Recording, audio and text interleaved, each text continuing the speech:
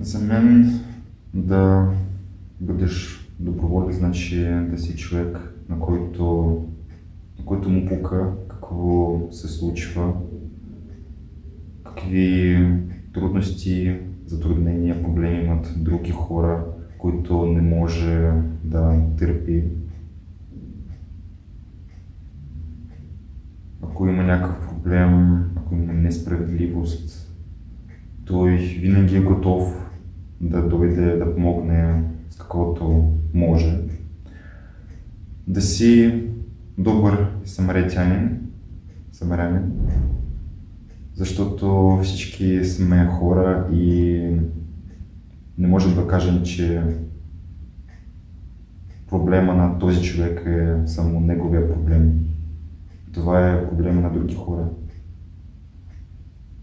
Че се случват различни ситуации, моменти и не всички сме силни да се справим, да преодолеем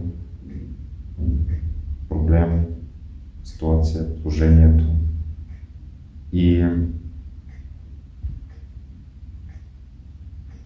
трябва да има такива хора, които в момента на трудност, на слабост, които могат просто да ти помогнат, да покажат, че не си сам. Смисъла на човешкия живот. Много ми хареса този въпрос, какъв е смисъл на човешкия живот, е да си човек.